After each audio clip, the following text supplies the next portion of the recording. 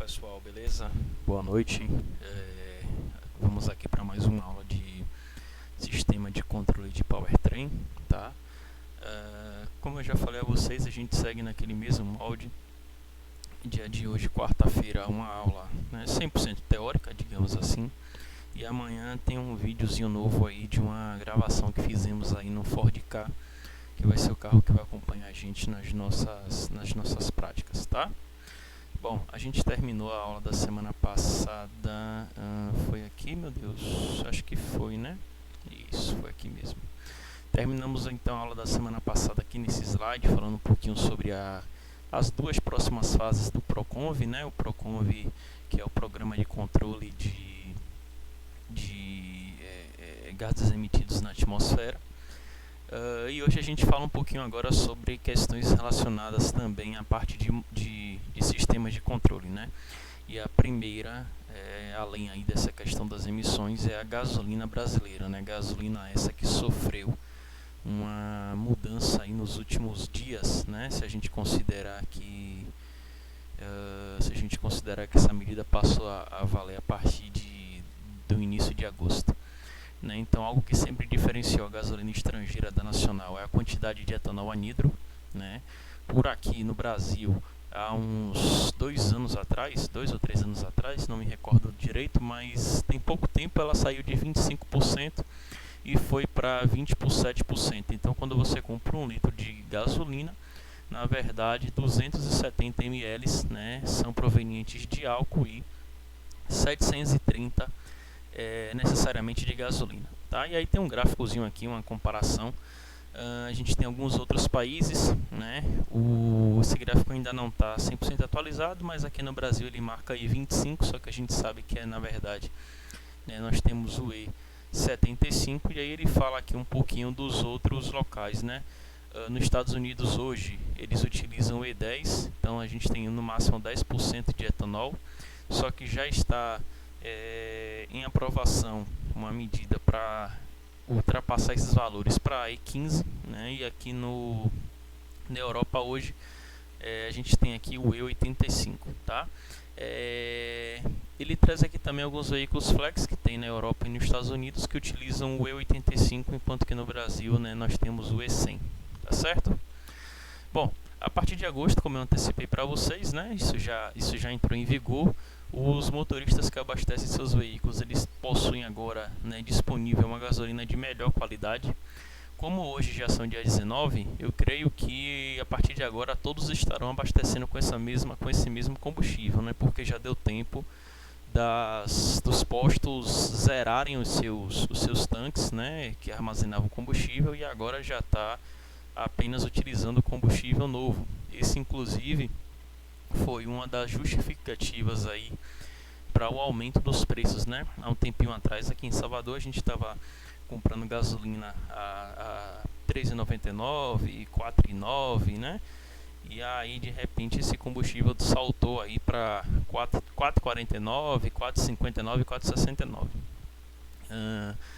E aí essa justificativa foi porque esse combustível novo é um combustível um pouco mais caro, né? E aí reza a lenda que é um combustível, teoricamente, né, em teoria ele é melhor. De fato, em teoria é melhor, né? Na prática, particularmente no meu veículo, né, já que o combustível promete uma melhora no consumo, essa melhora ela ainda não apareceu. Mas enfim, questão de avaliar consumo, vocês devem saber que isso é algo relativo, né? Porque a forma de dirigir da pessoa ela influencia bastante, né? Até a questão do trecho, né? O trecho que você percorre também influencia muito no consumo de combustível. Bom, o fato é que essa gasolina mudou e hoje ela é mais parecida com a dos Estados Unidos e da Europa, porque é uma gasolina mais difícil de ser adulterada. Então, a massa específica mínima da gasolina hoje é de 715 kg por metro cúbico. Esse índice ele não era regulamentado, então você poderia encontrar gasolina que tinha 1.000 kg por metro cúbico, 600 kg por metro cúbico, isso tudo variava, né? Então, essa questão da massa específica hoje, ela sendo regulamentada, isso dificulta um pouco mais as adulterações aí com solventes e outras substâncias, né? E o número de octanas mínimo agora passa a ser de 92, né? E atualmente ele era de 87 pela metodologia ROM. Aí só peço atenção em vocês, acho que na época a Júlio deve ter comentado isso lá em motor de combustão interna, né? Existem dois métodos de avaliação de octanagem, o ROM e o MON. E o Brasil ele utilizava, né, não agora para essa gasolina, mas ele utilizava um método que era a soma desses dois dividido por 2. IAT, IAU, esqueci, era IA alguma outra letra. Então ele somava o ROM e o MON e dividia para os dois, né? Bom, entretanto, então a porcentagem de etanol anidro nessa nova gasolina ela continua mesmo, 27% na comum e aditivada, enquanto que na gasolina premium, né, manteve os 25%. E a exigência da densidade mínima promete dificultar a adulteração da gasolina com solvente, né, já que a maioria dos produtos utilizados para adulteração tem densidade inferior, né? Bom, eu deixei até um videozinho aqui, deixa eu colocar, eu não vou assistir o vídeo com vocês, tá? Eu vou deixar apenas o link. Vocês assistem aqui na aula, mas aqui a nova gasolina da Autosport, uma reportagenzinha de mais ou menos uns 5 minutos, tá? Falando um pouquinho da diferença aqui da gasolina, ele comenta até sobre essa questão, né, que as montadoras elas utilizam a gasolina padrão para poder desenvolver os motores e poder fazer os testes de calibração e tudo mais. Só que acontece que quando chega nos postos, né, espalhados pelo Brasil, você podia ter a gasolina brasileira, mas diferentes tipos, né, porque como a massa específica ela não era regulamentada, né, isso variava muito. E agora promete-se ser algo um pouco mais difícil, né, para as montadoras. Então assistam esse videozinho aqui, é um vídeo bem legal, né?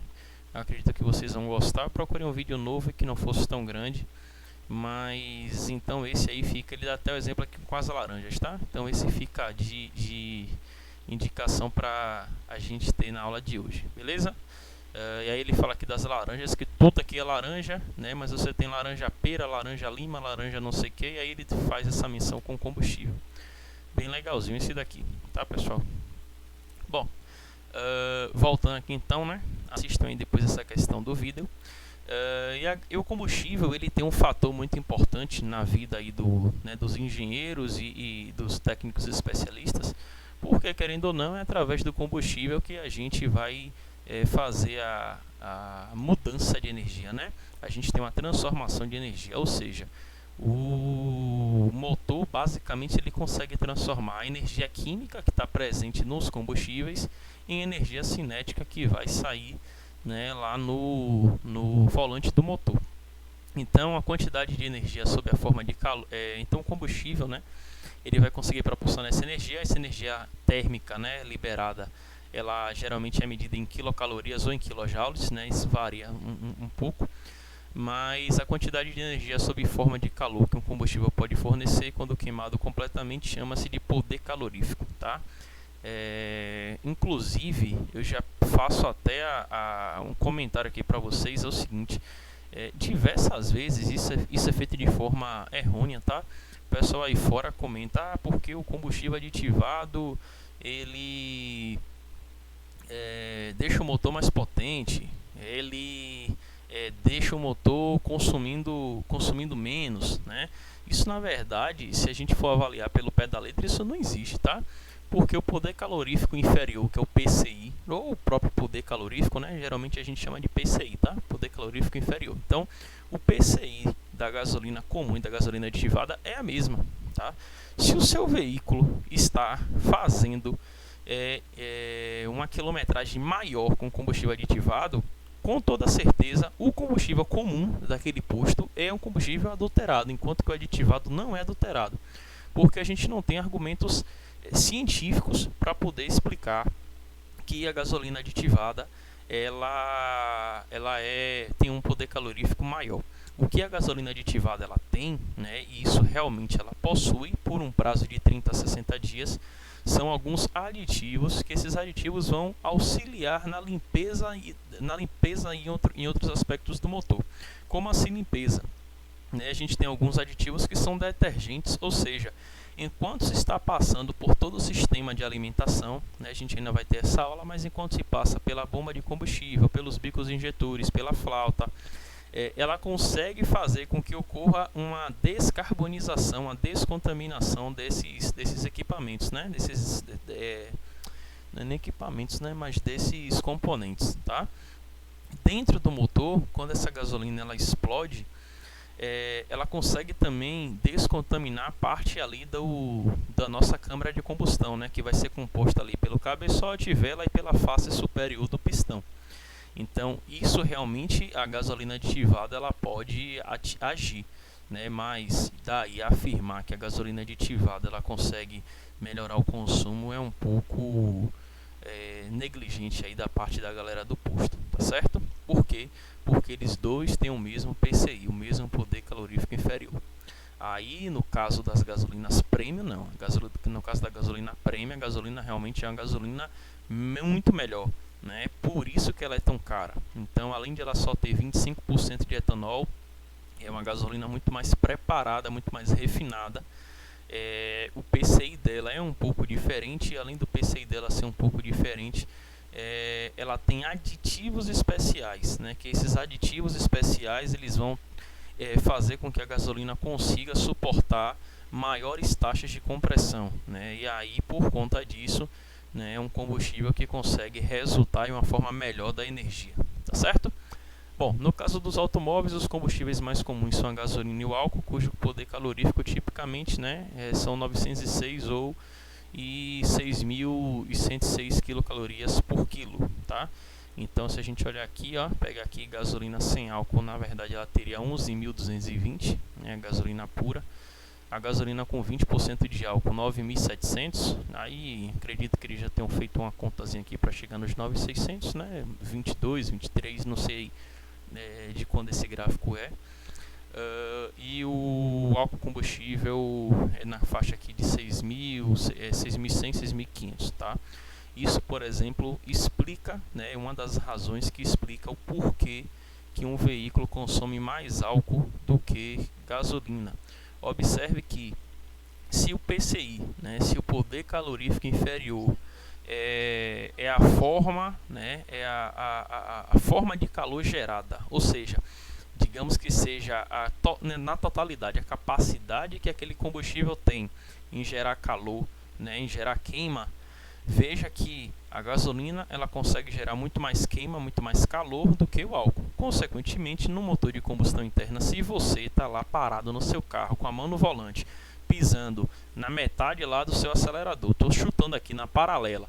Se você estiver com gasolina, você vai ter uma sensação no motor e, consequentemente, você vai ter uma velocidade lá X, tá? Os valores que eu vou falar agora é tudo fictício. Você vai estar lá a 60 por hora. Se você está no álcool, veja que a quantidade de calor gerada ela é muito menor. Então você não vai mais estar em 60 por hora, você vai estar lá em 40, em 45 km por hora. Para compensar isso, o que é que precisa acontecer? Precisa acontecer que você queime mais combustível, né, para que você atinja os mesmos valores que você teria com gasolina. Então é por isso que o carro com etanol ele termina consumindo mais do que com gasolina, tá? Você pode ter projetos de motores que vão se assemelhar, né, os consumos de gasolina e os consumos de etanol, mas, né, eu posso dizer a vocês aqui que quase que 99% dos casos, né, a gasolina sempre vai ter um consumo melhor em relação ao etanol. Aí eu estou falando, esquecendo questão de preço, né? Estou falando única e exclusivamente do consumo específico de combustível. Quilos de combustível por hora, tá? Certo? Então essa é a explicação. O PCI do álcool é menor do que o PCI da gasolina, consequentemente a energia gerada pela queima do álcool é menor do que a gasolina. Então, para reverter esse quadro, precisamos, claro, injetar mais álcool, tá? Bom, o poder calorífico da gasolina é superior ao do álcool, a gente já falou isso, portanto, carros movidos a etanol apresentam maior consumo de combustível em comparação àqueles que utilizam derivado do petróleo, tá? Estando ambos em condições idênticas de desempenho mecânico. Para que a queima de combustível ocorra dentro dos padrões técnicos, né, do ciclo e expansão dos gases produza a pressão e trabalho desejado, é necessário que a massa de combustível injetada no motor seja misturada a uma quantidade de ar. Isso é lógico, né? Para que a gente consiga ter a queima da gasolina ou do álcool, a gente precisa misturar qualquer um que seja, ou até mesmo os dois, né? Numa quantidade de oxigênio, né? Numa quantidade de ar. Se a gente não conseguir fazer essa mistura, a gente não consegue então gerar o triângulo do fogo, que é composto, né, pelo nosso combustível, comburente e a centelha. Forma assim então, na hora que você tem, né, o ar misturado com o combustível, a mistura ar-combustível, né, ou propriamente apenas chamado de mistura. Vocês vão perceber que ao longo das aulas eu vou ficar chamando muito mais, né, só de mistura do que outras coisas, e cuja dosagem é feita pela injeção eletrônica, tá? Então o objetivo aí, um dos objetivos também da injeção eletrônica é dosar a quantidade de ar e combustível que o nosso motor ele está queimando. Essa dosagem, né, em primeiro momento a gente pensaria, vai ser sempre estequiométrica, né, que é o próximo slide. Mas não, em alguns momentos a gente vai ter excesso de ar, em outros momentos a gente vai ter, eu não diria a vocês que seria falta de ar, né? Porque a gente dificilmente vai estar injetando combustível apenas por injetar, até por conta de emissões evaporativas, né? Isso é prejudicial. Então o que eu quero dizer é que em alguns momentos a gente vai ter pouco excesso de ar, em outros momentos a gente vai ter muito excesso de ar, tá certo? E em terceiros momentos a gente vai ter a mistura estequiométrica ou mistura ideal. Se a gente for considerar resquícios de tempo, aí a gente poderia, né, até falar que nesse ponto vai ter muito mais combustível do que comburente, né, do que oxigênio, né? Em alguns pontos realmente isso acontece, mas analisando o comportamento do carro como um todo, não é sempre que isso se torna visível, né? A não ser que a gente estivesse analisando um carro de Fórmula 1, por exemplo, né? Bom, a gasolina então é uma mistura de vários hidrocarbonetos, né, que na média típica pode ser representada por C8H18, né? Assim, a estequiometria da combustão completa da gasolina é definida pela equação abaixo, né? C8H18 mais 12,5 de oxigênio mais 47 de nitrogênio. O oxigênio e o nitrogênio eles estão juntos aí na atmosfera, e aí gera pra gente aí essa outra molécula, né? 8 de CO2 mais 9 de água, e os próprios 47 do nitrogênio, que eles participam da nossa combustão, né? Eles estão lá na combustão, mas não necessariamente eles geram algo para a gente satisfatório, né? É até por conta dessa quantidade de nitrogênio que a gente tem uma formação do NOx, que não é, né, nada benéfica aí.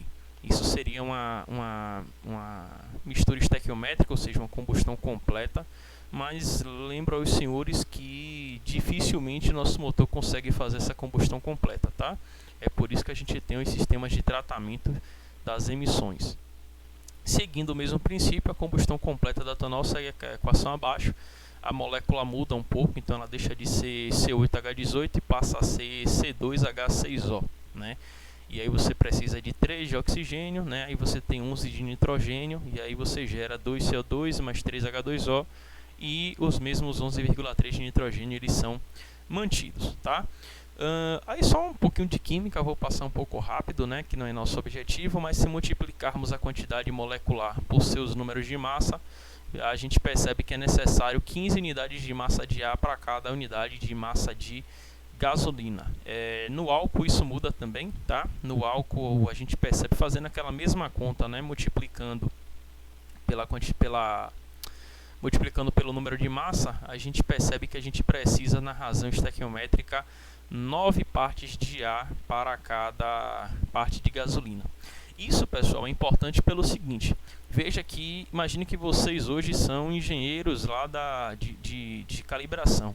Se o seu motor vai queimar gasolina nesse momento, é necessário que você tenha então 15 unidades de massa para aquela quantidade de combustível, tá?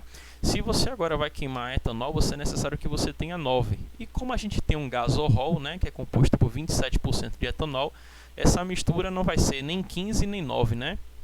Ela vai ser maior que 9 e menor que 15. Bom, então é necessário que o engenheiro ele tenha noção disso para que ele possa, né, determinar os parâmetros de injeção e que a injeção, né, e que os componentes eletrônicos do sistema de controle do motor consigam entender quem que está sendo queimado. Agora é o nosso gasol, ou agora é 100% álcool, ou agora é uma mistura muito grande de álcool. Exemplo, você estava com 1/4 de gasolina no tanque, né, que é composto aí por 27% de álcool, e aí você não quis esperar, o preço estava o posto estava na promoção, você picou-lhe álcool para dentro. E aí você agora fica com 3/4 de álcool e 1/4 de gasolina que vão se misturar. Então veja que a central eletrônica ela precisa ter uma linha de programação que identifique quando isso acontece, né, e consiga fazer as correções no motor para que a combustão aconteça sempre da melhor forma possível, tá? A mistura ideal para o funcionamento do motor e que proporciona a menor emissão de poluentes está ligada diretamente ao tipo de combustível utilizado, né, como a gente mostrou aí agora. A mistura entre o ar e o combustível é chamada de ideal ou estequiométrica, e o sistema de gerenciamento eletrônico do motor trabalha para manter, né, a mistura sempre estequiométrica ou, né, com um pouco de excesso de ar. Tá certo? Bom, galera, eu vou parar por aqui. A aula de hoje, acredito que a gente conseguiu avançar até uma parte boa. Eu vou pedir a vocês que vocês façam então a síntese da aula.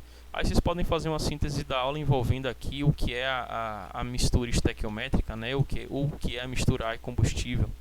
E aí podem também falar, se quiser, da nova gasolina brasileira, né? Aí vocês que escolhem.